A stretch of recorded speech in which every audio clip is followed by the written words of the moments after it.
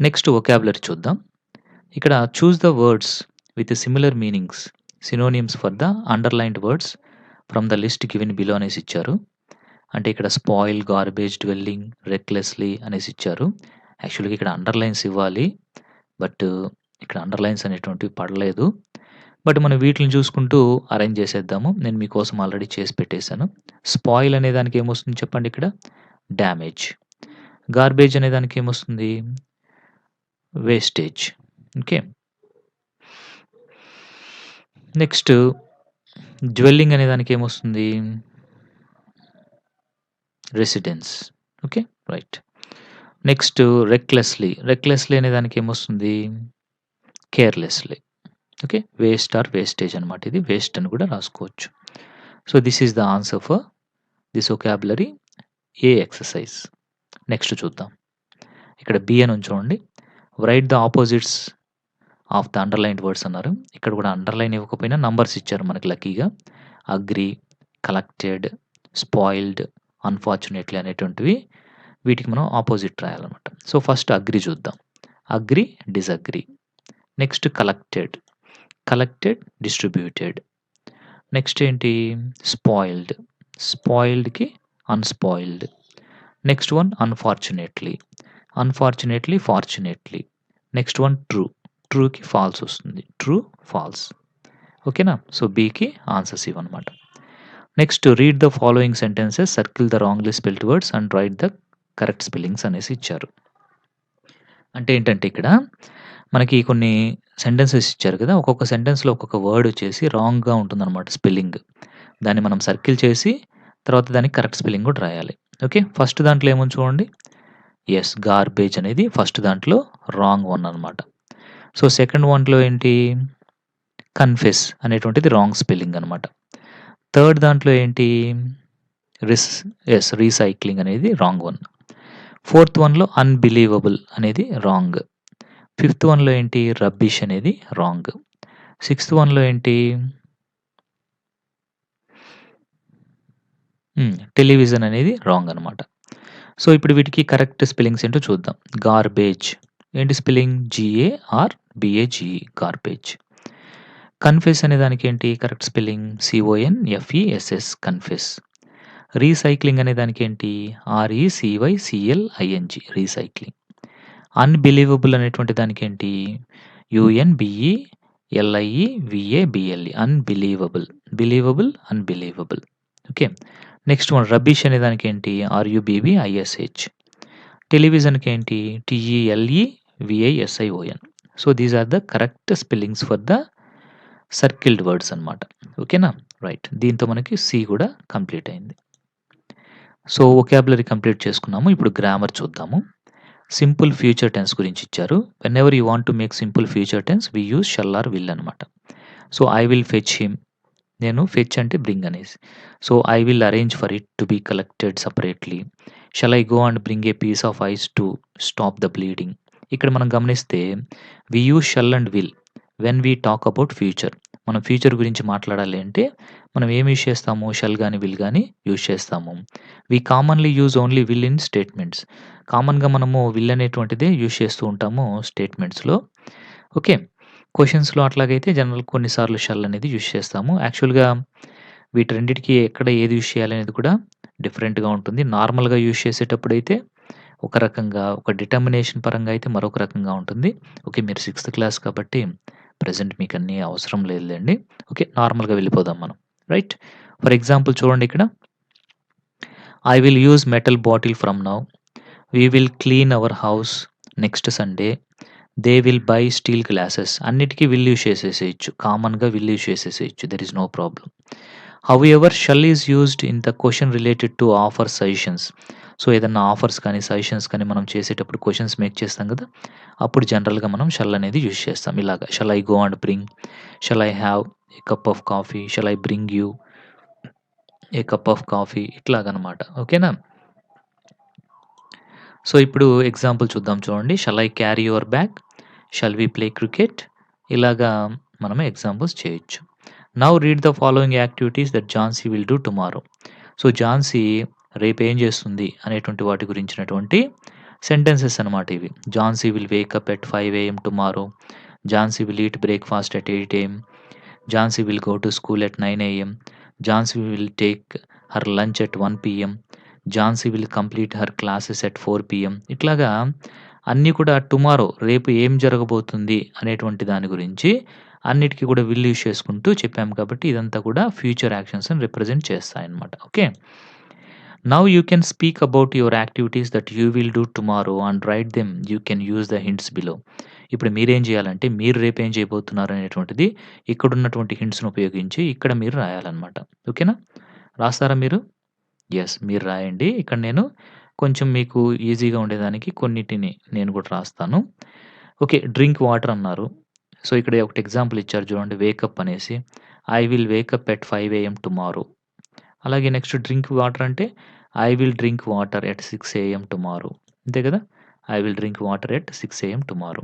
Drink milk అంటే I will drink milk at 6 AM 7 AM tomorrow. I will read newspaper at 8 AM tomorrow. I will help my mother at 8:30 AM tomorrow. I will attend the classes at 9:30 AM tomorrow. I will play kabaddi at 4 PM tomorrow. I will water the plants at 5 PM tomorrow. I will do the homework at 7 PM tomorrow. I will go to bed at 9 PM tomorrow. అంతే కదా! Will అన్నిటికి will next V1 use చేసుకుంటే అయిపోయింది మనకి. Work అయిపోతుంది. Okay. Simple ఫ్యూచర్‌ని మనం రాసేసేయొచ్చు. Next change the tomorrow's activities of Jhansi into her yesterday's activities. అంటే సింపుల్ ఫ్యూచర్‌లోంచి మనం ఇప్పుడు సింపుల్ పాస్ట్‌లోకి మార్చాలన్నమాట. అంటే she will wake up at 5:00 tomorrow అనేసి రాసాం కదా ఇందాక. సో, దాన్నొచ్చేసి ఇప్పుడు ఏం చేసాము షీ వోకప్ ఎట్ 5:00 యెస్టర్‌డే అనేసి మార్చాలి. అలాగే మిగతావన్నీ కూడా మనం ఇక్కడ చేయాలన్నమాట. చేద్దామా? చూడండి. So, Jhansi ate breakfast at 8 AM yesterday. Jhansi went to school at 9 AM yesterday. Jhansi took her lunch at 1 PM yesterday. Jhansi completed her classes at 4 PM yesterday. Jhansi went to playground at 4 PM yesterday. Jhansi returned from school at 5 PM yesterday. Jhansi did her homework at 6 PM yesterday. Jhansi took her supper at 8:30 PM yesterday. Jhansi went to bed at 9 PM yesterday. ఈ విధంగా simple ఫ్యూచర్‌లో ఉన్నటువంటి activities already మనకిచ్చున్నారు కదా! ఇక్కడ simple ఫ్యూచర్‌లో. ఎక్కడిచ్చున్నారు? Yes. ఇక్కడ simple ఫ్యూచర్‌లో ఇచ్చినటువంటి వాటిల్ని మనం ఏం చేసాం ఇప్పుడు we have changed them into yes. Simple past అన్నమాట. పాస్ట్‌లోకి మార్చేసాం. ఓకే. ఫ్యూచర్‌లో ఉండే సెంటెన్సెస్‌ని పాస్ట్‌లోకి మార్చేసాం. దీనితోటే మనకి ఈ ఆన్సర్స్ కూడా కంప్లీట్ చేసేసాం. ఇప్పుడు మరొక ఎక్సర్‌సైజ్ ఇచ్చారిక్కడ. Now change the yesterday's activities of Jhansi into her daily routine. అంటే సింపుల్ పాస్ట్ నుంచి ఇప్పుడు సింపుల్ ప్రెజెంట్‌లోకి మార్చాలన్నమాట. తను డైలీ చేస్తుంది అన్నట్లుగా మనము ఇప్పుడు దాన్ని సింపుల్ ప్రెజెంట్‌లోకి అంటే ఫ్యూచర్ నుంచి పాస్ట్‌లోకి రాసాము. ఇప్పుడు పాస్ట్‌లోంచి ప్రెజెంట్‌లోకి రాస్తున్నాము. అర్థమైందా? సో, వాళ్ళొచ్చేసి మనకేమిచ్చారు? ఫ్యూచర్ ఇచ్చారు. ఫ్యూచర్ నుంచి మనం దేంట్లోకి మార్చాము ఇందాక? పాస్ట్‌లోకి చేంజ్ చేసాం. ఇప్పుడేం చేస్తున్నాము? పాస్ట్‌లోంచి ప్రెజెంట్‌లోకి మారుస్తున్నాం. చూడండి ఇప్పుడు. ఎగ్జాంపుల్ కింద Jhansi wakes up at 5:00 daily అనేసి ఇచ్చారు. మిగతావి మనం రాసేద్దాం ఇప్పుడు. ఓకే. షీ అంటే ఝాన్సీ అనమాట. Wakes up at 5 AM daily. Jhansi eats breakfast at 8 AM daily. Jhansi goes to school at 9 AM daily. Jhansi takes her lunch at 1 PM daily. Jhansi completes her classes at 4 PM daily. Jhansi goes to playground at 4 PM daily. Jhansi returns from school at 5 PM daily. Jhansi does her homework at 6 PM daily. Jhansi takes her supper at 8:30 PM daily. Jhansi goes to bed at 9 PM daily. ఈ విధంగా మనము simple ప్రెజెంట్‌లోకి అన్నిటిని కూడా మార్చేయొచ్చనమాట. ఓకేనా? Right. ఇక్కడ ఇప్పుడు now discuss the actions of Jhansi in your group అనేసి ఇచ్చారు.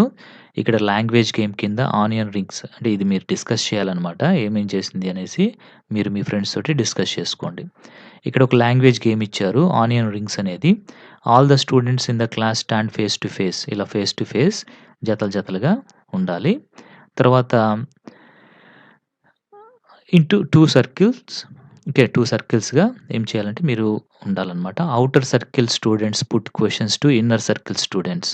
ఔటర్ సర్కిల్ వాళ్ళు, ఇన్నర్ సర్కిల్ వాళ్ళకి క్వెషన్స్ వేయాలి. ఇన్నర్ సర్కిల్ స్టూడెంట్స్ ఆన్సర్స్ ఇవ్వాలి. After giving 1 or 2 answers, inner circle students move to next student in the circle. Outer circle students don't move. ఇలాగా ఒక game అనమాట. Step 1 ఇది. స్టెప్ 2 ఏంటంటే after some time the students interchange outer to inner and inner to outer. అంటే వీళ్ళు places change అవుతారనమాట.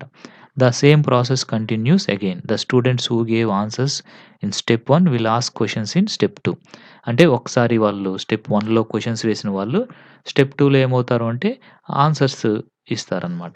అట్లాగా. అంటే ఇంటర్చేంజ్ అవ్వుకుంటూ దీనివల్ల ఏమవుతుందంటే మీకు క్వెషన్ వేయడం వస్తుంది. క్వెషన్‌కి ఆన్సర్ ఇవ్వడం కూడా వస్తుందనమాట. ఇది ఒక లాంగ్వేజ్ గేమ్ అనమాట. దీని పేరేంటంటే ఆనియన్ రింగ్స్. ఇప్పుడు శాంపిల్ క్వెషన్స్ ఉన్నాయి చూడండి ఇక్కడ. What time will you go to school tomorrow? When will you meet your friends? Where will you play kabaddi? And what time will you do homework tomorrow? ఇట్లాగా క్వెషన్స్‌ని శాంపిల్‌గా మనం అడగొచ్చు. So, ఇంకొన్ని questions కావాలి అంటే ఈ విధంగా ఉన్నాయి చూడండి. ఇక్కడ ఇచ్చున్నాను మరికొన్ని క్వెషన్స్ మీకోసము. సో, ఈ క్వెషన్స్ అన్నీ కూడా మీరు ఫాలో కావచ్చు. కావాలి మీకు ఇంకా ఎక్కువ క్వెషన్స్ కావాలి అనుకుంటే ఇలాగ when will you watch the TV tomorrow? When will you go for walking tomorrow? When will you brush your teeth? When will you go to bed tomorrow? ఇట్లాగ డిఫరెంట్ డిఫరెంట్ క్వెషన్స్‌ని మీరు ఫ్రేమ్ చేసుకొని వాటికి ఆన్సర్స్‌ని you can get from your friends. As well as you also can give answers from your for the questions of your friends అనమాట. అలాగనమాట. Okay. So, ఇప్పుడు letter writing ఉంది ఇక్కడ. Informal letter. So, informal letter అంటే మన పర్సనల్‌గా ఫ్రెండ్స్‌కి కానీ, మన రిలేటివ్స్ కానీ, మన ఫ్యామిలీ మెంబర్స్ కానీ ఇలాంటి వాళ్ళకి రాసేటువంటి లెటర్స్‌ని మనం ఏమంటాము అంటే ఇన్ఫార్మల్ లెటర్స్ అనేసి అంటాము. సో, ఇక్కడ కళ్యాణి వచ్చేసి వాళ్ళ ఫ్రెండ్ నందినికి రాసింది. సో, కళ్యాణి కర్నూలు నుంచి రాసిందనమాట. 15థ్ జులై 2019 డియర్ నందిని అనేసి నందినికి రాసింది. Hope this letter finds you in good health. We have had a strange experience in our town today in the morning.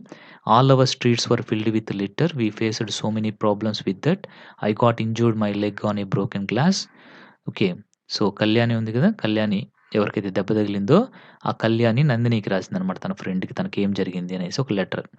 Later we understood that all the animals in the nearby forest spread that litter in our streets to teach us a lesson. We all decided to reduce the use of plastic and recycle the wastage. I hope you will think about it now అనేసి కళ్యాణి నందినికి రాసింది. Convey my regards to all అనేసి రాసిందనమాట. So, తర్వాత to address పెట్టి ఈ విధంగా to అడ్రస్‌ని కూడా రాసేసింది. Okay. To అడ్రస్‌లో నందిని 6థ్ క్లాస్ జెడ్పీహెచ్‌ఎస్ స్కూల్ ఇంకా నియర్ పోస్ట్ ఆఫీస్ కదిరి అనేసి ఇలా రాసింది. ఓకే. ఇది ఒక model letter. How to write a personal letter అనేదానికి లేదా ఇన్ఫార్మల్ లెటర్ అనేదానికి ఒక మోడల్ లెటర్‌గా మీరు దీన్ని తీసుకోవచ్చు. The above letter is called an informal letter or a personal letter. Informal letters are written to friends, relatives and members of our family. మనం first చెప్పుకున్నట్లుగా అదే matter ఉంది ఇక్కడ. ఇప్పుడు ఇక్కడ ఒక మీకు క్వెషన్ ఉందన్నమాట. మీరు రాయాలి ఇప్పుడు. ఏంటంటే imagine that you are Nandini and write a reply letter to Kalyani giving the details about the alternatives for single use of plastic. మీరిప్పుడు ఒక లెటర్ రాయాలి. ఎవరికి? కళ్యాణికి రాయాలి. మీరిప్పుడు ఎవరిలాగా రాయాలి? నందినిలాగా రాయాలన్నమాట.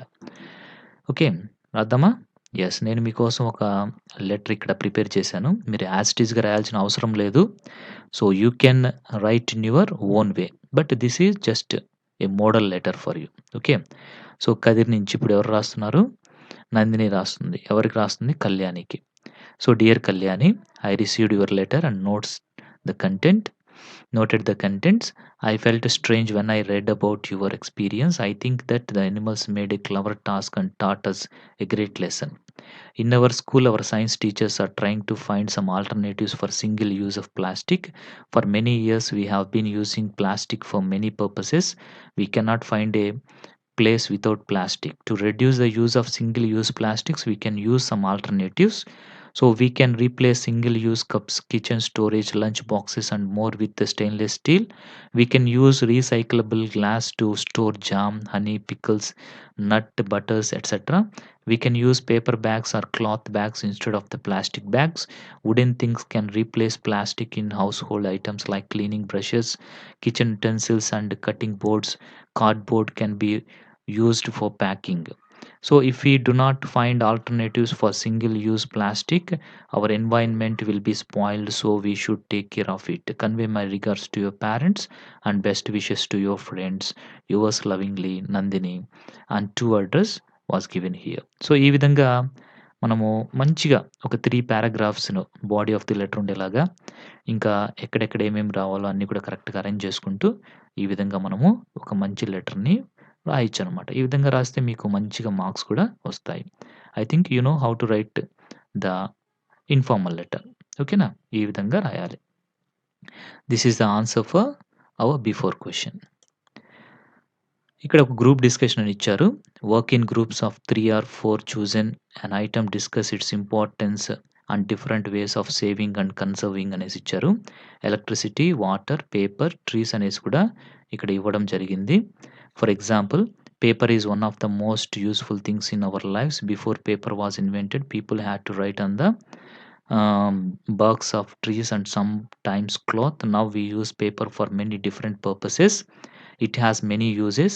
We need it to write on for making envelopes, bags, and books. We must not waste paper and must learn how to recycle waste material into paper.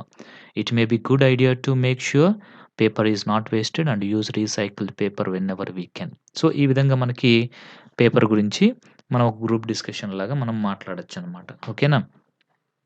అలాగే మీరు electricity గురించి, వాటర్ గురించి, ట్రీస్ గురించి కూడా గ్రూప్ డిస్కషన్‌లో you can talk. ఎలా వాటిల్ని save చేయాలి? ఎలా మనం వాటిల్ని కాపాడుకోవాలి? అనేది మీరు మాట్లాడుకోవచ్చు. దట్ ఈస్ యువర్ వర్క్ అనమాట. ఓకే. నెక్స్ట్ ప్రాజెక్ట్ వర్క్ ఇచ్చారిక్కడ. దీని కింద ఏంటంటే, over the last 10 years we have produced more plastic than what we have done in the last century. So 10 ఇయర్స్‌లో మనము అంతకుముందు 100 సంవత్సరాల్లో ప్రొడ్యూస్ చేయనంత ప్లాస్టిక్‌ని ప్రొడ్యూస్ చేశామనమాట. సో, కాబట్టి it's high time we used alternatives especially for single use plastics. అంటే so, use and throw plastic కాకుండా మనము రీసైకిల్ చేసుకునే విధంగా ఉండేటువంటి వస్తువులను వాడేదానికి మనం ఇంకా స్టార్ట్ చేయాలి. లేదంటే ఈ ప్రపంచం మొత్తం కూడా ప్లాస్టిక్ తోటి నిండిపోతుందనమాట. So, work in groups and collect information on the following అనేసి ఇచ్చారు. ప్లాస్టిక్ గ్లాస్‌కి బదులుగా ఏం వాడాలి? ప్లాస్టిక్ బ్యాగ్స్‌కి బదులుగా ఏం వాడాలి? ప్లాస్టిక్ ప్లేట్స్‌కి బదులుగా ఏం వాడాలి? ఇలాంటివన్నీ కూడా మీరు ఇన్ఫర్మేషన్ కలెక్ట్ చేసి ఇక్కడ రాయండి అన్నారు. ఇది ప్రాజెక్ట్ వర్క్ కాబట్టి మీరే రాయాలి. నేను దీంట్లో ఎలాంటి హెల్ప్ కూడా చేయను. ఓకేనా? మీరు చేయాలి. మీరు మీ పెద్దవాళ్ళని అడిగి, లేదా మీరే ఓన్‌గా సెర్చ్ చేసి, ఆలోచించి, డిస్కస్ చేసి ఈ ప్రాజెక్ట్ వర్క్‌ని కంప్లీట్ చేయాలి. ఓకే. రైట్.